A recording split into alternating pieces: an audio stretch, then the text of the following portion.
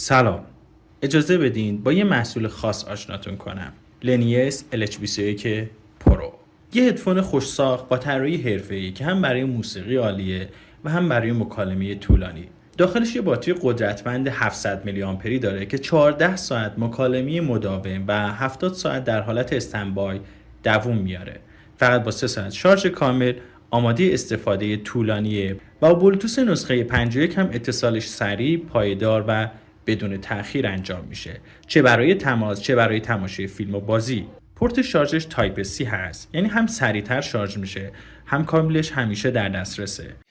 داخل جعبه این هدست یک کیسه وجود داره که داخلش یک کابل تایپ C واسه شارژ هدست و یک کابل صداست. RGB دستگاه از طریق این دکمه است که با زدنش شما با یک RGB خیلی خوشگل اما با یک مد رنگی از طریق این دکمه روشن میشه.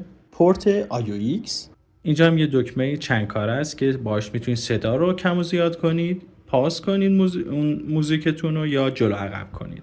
اینجا هم پورت تایپ C واسه شارژ این هدست. پدهای نرم و طراحی ارگونومیکش باعث میشه که ساعتها گوش بدی بدون اینکه خسته بشید. در کل لنیس LH21 پرو ترکیبی از ظاهر شیک، صدای تمیز و دوام عالیه. یه انتخاب هوشمندانه برای هر کسی که کیفیت رو با قیمت مناسب میخواد. ممنون که تا پایان این ویدیو ما رو همراهی کردید. لایک و کامنت فراموش نشه. متشکرم.